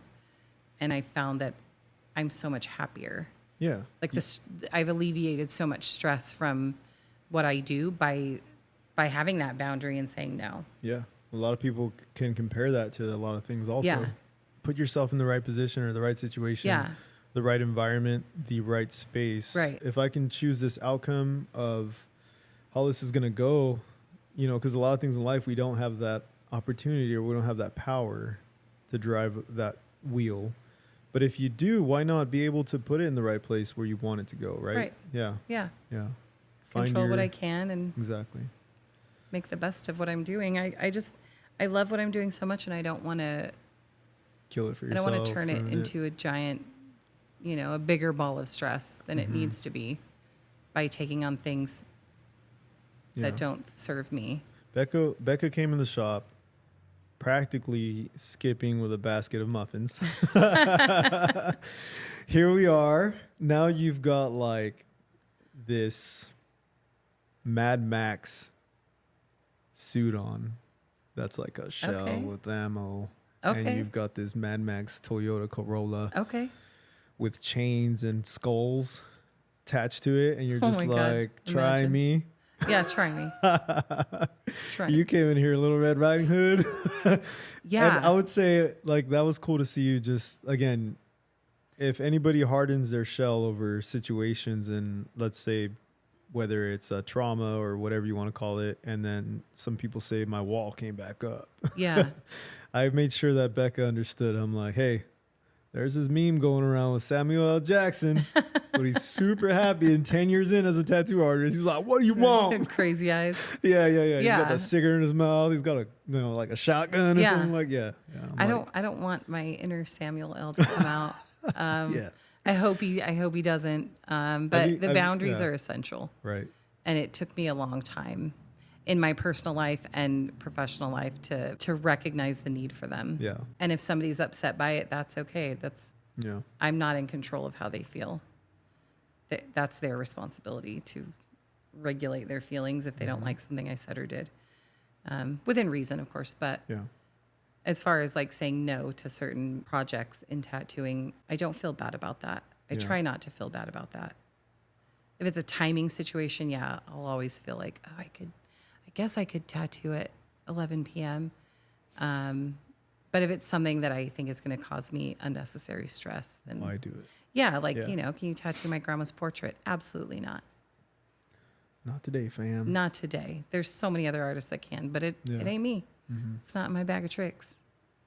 I think learning that boundary it's important. And I don't do this for money. I mean, let me rephrase. Obviously, I do this for money. I get paid for what I do, but it's She's not actually the a volunteer? driving. Yeah, I volunteer my services. She's here from the Salvation Army. It's not the driving force Yeah. at all. So I don't have to take. I understand that some people just starting out, like I was the same my first 2 years tattooing, just take whatever you can. And I feel like the more that I grow, the more I can narrow down what I choose to do. Yeah, we were all there.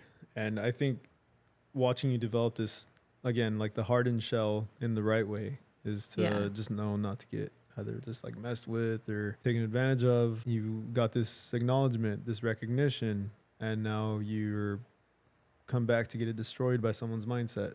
Yeah. To say, and I'm like, hey, well, That's happened. you rode the high, you got the, don't let that just one little thing tumble down your, Yeah. you know what I'm saying? And that's, you've hardened up a lot, know how to Yeah, say. I think so. And that's, I know what you mean. Yeah, I think you know what I mean? Like, Yeah. I'm like, that's very beautiful to see. Yeah, it took a while Yeah, it took to a while. not let somebody And else's we're still working. This ain't it. opinion This is shake not me it. like- You give yourself a little bit of slack if you want to try something new with the right people. Yeah, that are I'm gonna very support. open. Yeah. I've never done that before, but if you're into it, I mean, Mhm. I'll give it my best. And Yeah. usually my clients are like, "Yeah, I want you to do it." I'm like, "Okay." If I feel like it's something I can execute Yeah. relatively well. I know whenever you started expanding and getting out of your element of styles, Yeah. Tina was rocking new stuff. Shout Oh, out Tina. shout out to the bestie. Shout out to the bestie. Yeah, she's like my day one supporter and cheerleader. Yeah. You see, everybody needs a Tina in their life. Everybody needs a Tina. If you don't have one, go get Find one one. because Is there a mine is Tina- unavailable. She's booked. FindTina.com or something? FindTina.com. No, I I'm don't not even gonna know look what that would up. I'm show. gonna have to delete that. If I want you to Google Yeah, that. yeah. But I think Tina was just like that rider homie that Yeah. was like, When we're at conventions, she's always with me, and she can tell yeah. when I'm having a hard time or like the anxiety kicks up. But you know what was cool is that you also gave that back to her with support and whatever she did. Oh, absolutely. So Yeah. that was pretty dope because it was all with either crafting or artwork. Yeah. Yeah. When I heard that you're like trying something different, this black and gray piece or whatever, and I'm like, who'd you do it on? Tina. Tina. Of course. Duh. Of course. Yeah. Because no matter what, that's going to be a banger. You're not stressed out at all, even though this is a Right. new stressful tattoo. That's a that big part of it. Yeah. Because now, and then you were able to learn that process of, Without the fear of Yeah, her exactly. hating me or hating it in a year. Yeah. that took a lot out of your, a lot of factor. Yeah. It takes all the stress away. Hashtag yeah. find your Tina. New shirt. That's legit. Find dude. your Tina. Not mine. That's Find your legit. own. Yeah. Your resilience, your mental resilience has come a long way and it's still going, which is Thanks. amazing to see. Yeah. Yeah. No, if this is my moment to like give you your, your Thank you. flowers, I'm gonna give you your Thank you. flowers right now. Thank you. And just be like, hey, today's graduation date. Okay. Your apprenticeship is officially over. 7 years in the making. I, for one, got to thank you not only for being here again, but for making this time. I know it was a lot for us I was trying to finish up and like, because I know you're here and knowing you, I could almost feel like I need something to do. I dusted the shelf. I made like 3 posts on social media. You're productive. That's what it takes That's for what I me like. to post on social That's media. You got funny. to hold me hostage. That's funny. I had to like, and you might get a post out of me. yeah. Because I knowing you, I was like, she's about to start making holes back there. Nah. You have your own ways of educating people. And I feel like everybody does. You have if you have a hobby or if you have this interest or a passion for something, best believe you can educate somebody else in what you're doing. I've learned that through a lot of clients and have been doing this. I learned a lot from my own clients. Yeah. Recorded now about 15 to 16 episodes. This would be Yeah. 17, but I'm pushing. Oh my God. Sorry, everybody. I'm going to push all y'all to the side. sorry. Because, and everybody is going to understand. Like Becca, I've just been waiting to do this so that we can have Becca in to introduce, like, hey, get to know the artist here. Yeah. You hear from me talking to everybody, and like I'd love to have Becca also throw in some opinions with some crazy cool topics that we talk about, because if you listen to maybe some upcoming episodes now, you're going to hear a lot of people say a lot of, they didn't feel fulfillment. A lot of Right. people talked about that. They have a purpose now. It's so crazy. And now when I go to sit down with people and not tattoo, and I'm really focused on what they're saying, Yeah. I'm like, this has been dope. This has been really cool. I've learned a lot from clients. They've educated me on stuff, Yeah. on things that now it's like, it's made stuff very interesting. Conversations are interesting, but a lot of people, you just come to find out that there's just a lot of stuff we're going through and that we went through to get where we are now. Yeah. Basically, that's what I love about this. Every tattoo, like you said, has a story. Mhm. Whether they literally have a story or not, They're going through something that they just need to come roll a dice and get a Yeah. flash tat. Yeah. But a lot of people that I've had one-on-ones with that I've only just tattooed, and that's all I knew without one side of it. And once in a while, I'll just catch a little thing of their story, and I'm like, we started this up now, and I'm like, hey, would you want to get on? Yeah. Sure. Some people have said, they've mentioned, I didn't think I was that interesting. And I'm like, I told you. Everybody's interested. Yeah. It's like, it writes itself. Yeah. So shout out to all these people that I have recorded with already. I have this after you. There's a local pinstriper, Julio. Ooh. Julio is you've probably met him. That's such a amazing skill. Yeah. He has a crazy story. Wow. Ex-Marine. He went through some stuff, went through some life. Ex-Marine to a pinstriper. Yes, it's so good. It's such a good story. It's dope. But shout out Helios Customs. He's next on the pod. This will be probably episode 9. I've got a lot of clients that have, again, just been sticking with us since day one, that I've known since day one, that have some inspirational things to kind of lay out. Another special shout out, Men's Room Podcast. He came by and told his story. A heart That attack is already. clever. Oh shit. Hereditary. Damn. You know what I mean? Glad you're okay-ish. He came on here and he was like, hey, I practically died. And he's like, And I'm here. I'm here. I've got the story to tell. And I'm like, lay it out, brother. But Yeah, he hell has yeah. something going on. Homie, my Matt Jeezy, he's a local cat I went to the high school, and he's rapping. He's moved. He's a rapper? He's a rapper. Hell yeah. He got up in the charts between Drake and Kendrick, who are beefing right now. What? Yeah, isn't that wild? Yeah, Not and I'm Kendrick. like, dude, you need some more notoriety, man. You know? Yeah. And he's so like, he's humble and he's just doing it. And he's living in LA. He was in here. He was actually out here recording with Louis, who I had an episode before, Chris Lurk, who was before Cisco. So it goes Louis, Okay. Lurk, Cisco, you, right? But everyone's had this, just something like this impact, and Becca needs not just her own one timer. Like I want you to keep coming back. You know what I'm saying? Yeah. But I know, like I said, it's like, that's why I asked you about your schedule. It's like, how's your schedule? How do you book? So people know and understand. Yeah. There's a lot going on. Yeah, there's a lot going on. I don't ever mean to be dismissive, but No, but just know that my life is very full. yeah. We got to bring your clients in here too, though. Like you have some pretty dope My clients. comfort blankets. All your clients are, and they're gonna see this and they'll be like, "Hands up, I'm ready." And you probably already know a few that would be like all down for this cause. Yeah, probably. You know what I'm saying? Like it'd be fun. Yeah. Shout out to our clients for allowing us to do what we do, to not only allow us to tell your story on your skin, but express ourselves with art and adapt to the times. Yeah. Is the best way to put it, you know? Adapt to the times. But with that said, guys, this has been the official intro to Tattooing Out Loud with Becca Martin. Where can they find you?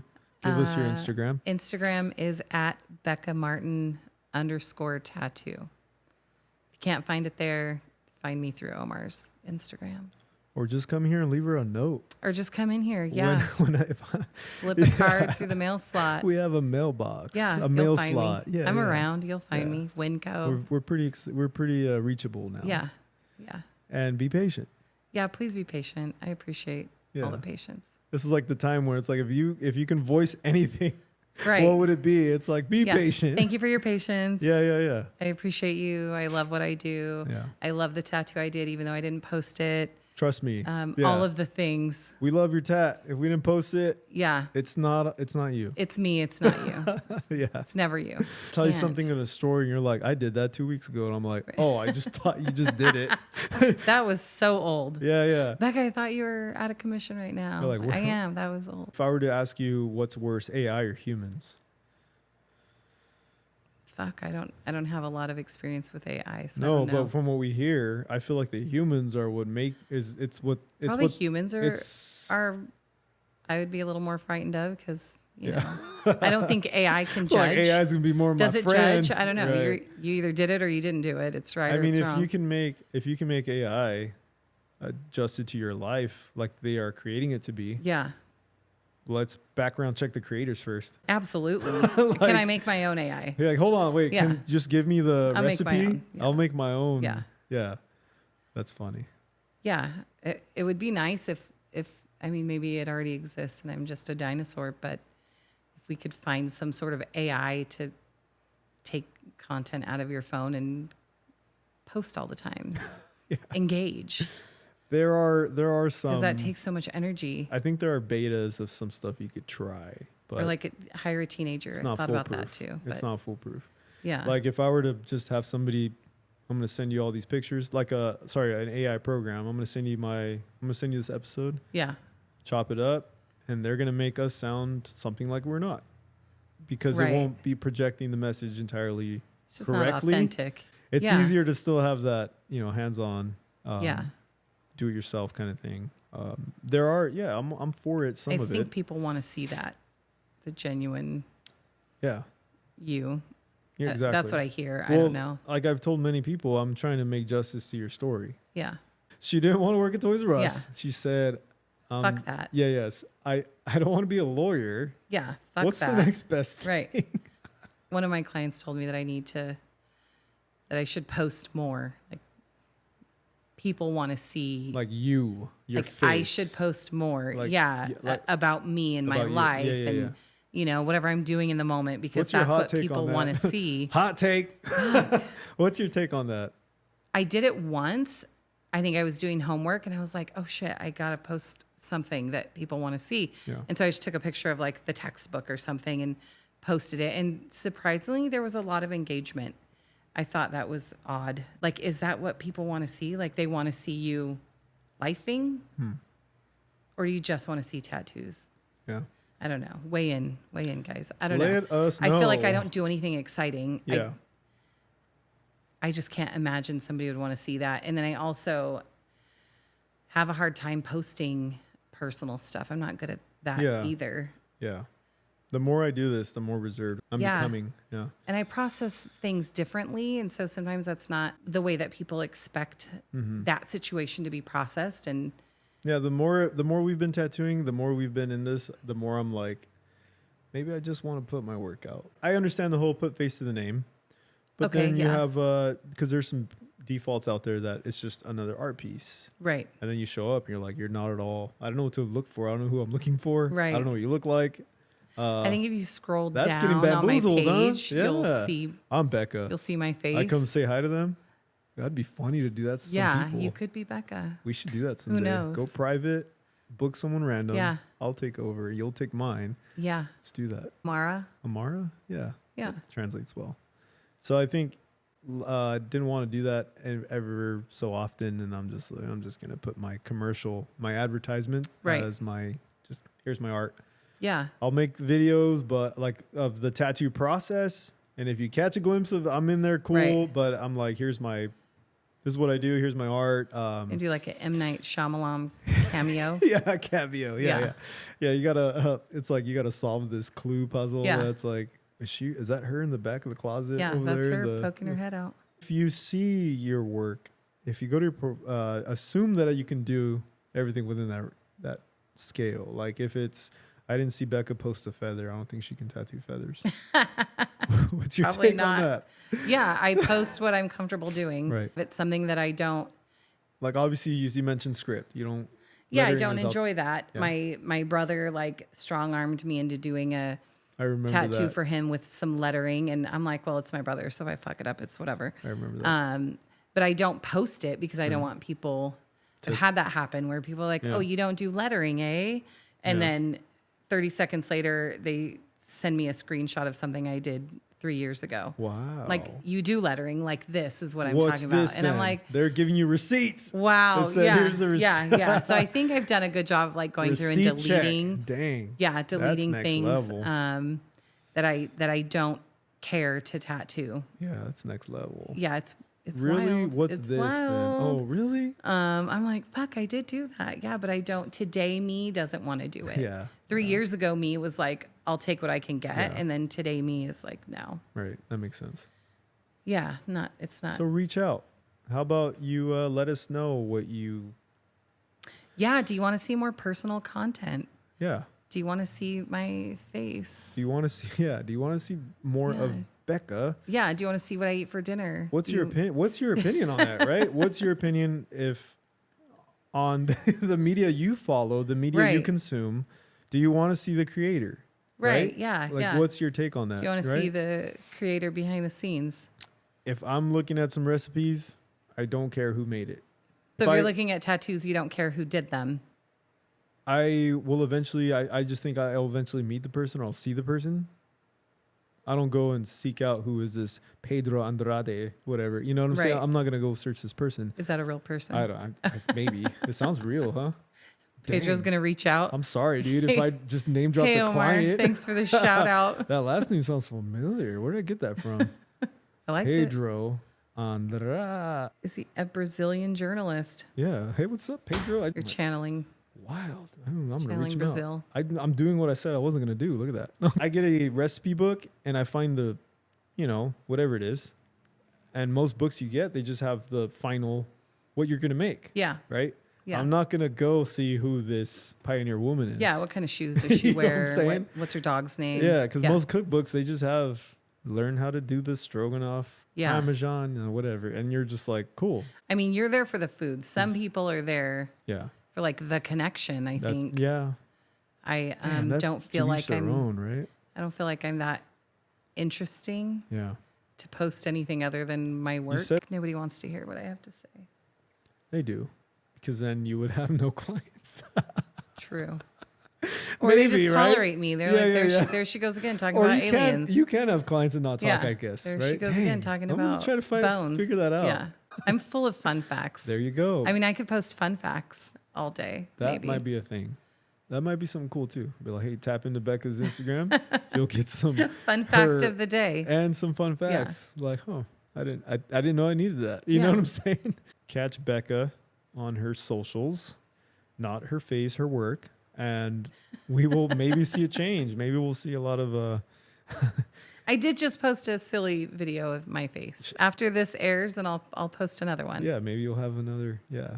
But I appreciate this time. Thanks for those of you listening, watching to the end, and the support from everyone that's the platform from our clients now, because this is something that we get to hear it in our sessions. The client will come in and was like, I heard the last episode. I'm like, that's cool. I got at least one guy, you know what I'm saying? But it's been a lot of... Yeah, we do it for ourselves. It's fun. This is fun. We don't know where this is headed, where it's going to go. But so far, if we enjoy it until the day I don't, then that's the last time. Yeah. You know what I'm saying? That's exactly what we were talking about. Yep. Do what you love. This has been Tattooing Out Loud, Queen's Gold Tattoo Parlor. We have Becca and myself. Much love, y'all. Bye. Later on. See you on the next one. Peace out.